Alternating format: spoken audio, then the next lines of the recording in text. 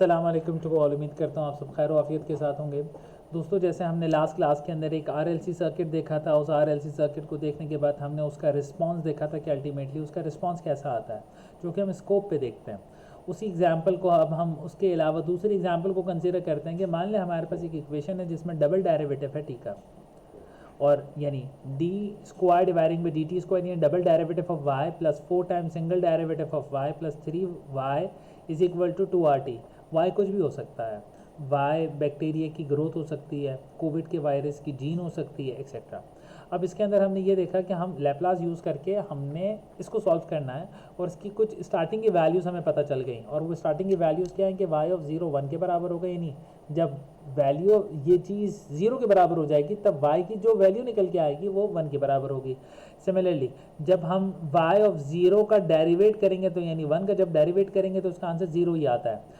RT की बात करें तो RT की वैल्यू 1 होगी, कब? जब t की वैल्यू यानी टाइम ग्रेटर और इक्वल टू 0 के बराबर होगा। अब ज़रा देखिएगा, ये हमारे पास इक्वेशन आ गई। इस इक्वेशन के अंदर हम ये कहना चाहते हैं कि डी डबल डेरिवेटिव y का plus 4 time single derivative plus 3y is equal to this. इसके अंदर इनिशियल कंडीशन हमने प्लॉट कर दी।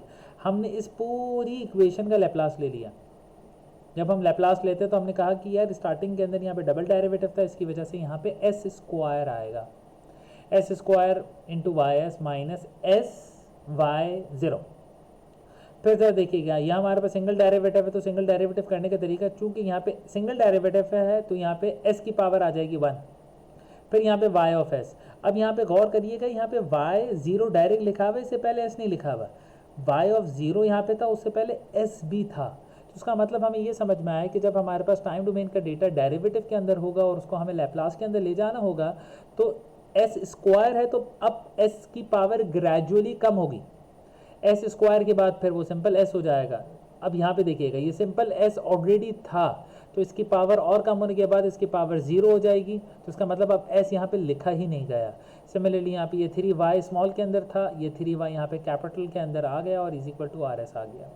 स्टार्टिंग कंडीशन के अंदर हमने पुट किया कि लेट से कि हमारे पास आर एस की वैल्यू 1 डिवाइडिंग बाई एस के बराबर है, y ऑफ 0 1 के बराबर है। जब हम इन सारी वैल्यूज़ को इस इक्वेशन के अंदर पुट करते थे तो हमारे पास आंसर आ गया। ये हमने बचपन के अंदर पार्शियल डिफरेंशियल इक्वेशंस या फिर पार्शियल डेरिवेटिव्स पढ़े हैं, उसकी मदद से हमने इस इक्वेशन को सॉल्व किया होगा।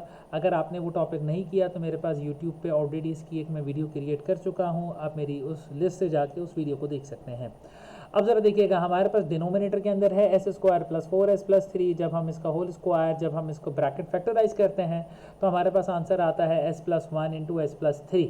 जब हम s प्लस 1 s प्लस 3 की मदद से y ऑफ s को सॉल्व करेंगे तो हमारे पास इक्वेशन आ जाएगी ये।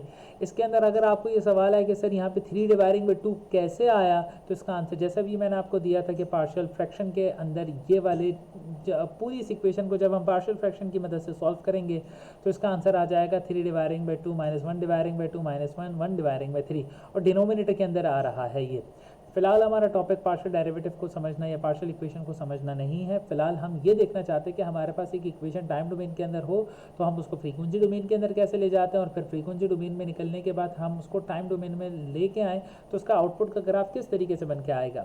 इस वाली इक्वेशन को हमने देखा और देखा कि हाँ यहाँ पे कॉन्स्टेंट है 3 डिवाइडिंग बाई 2, तो ये 3 डिवाइडिंग बाई 2 आ गया। s डिनोमिनेटर में है s प्लस 1, तो इसकी जब पावर आप सॉल्व करेंगे तो e की पावर आ जाएगी माइनस टी। सिमिलरली ये माइनस हाफ है और ये है s प्लस 3, तो अब इस केस में e की पावर क्या आ जाएगी, e की पावर आ जाएगी माइनस 3t, बिकॉज यहाँ पे 3 के साथ प्लस है। यहाँ पे जैसे s प्लस 1 है तो यहाँ पे माइनस टी आ जाएगा, यहाँ पे प्लस 3 है तो यहाँ पे e की पावर माइनस टी आ जाएगी। तो ये हमारे पास इक्वेशन बन गई टाइम डोमेन के अंदर।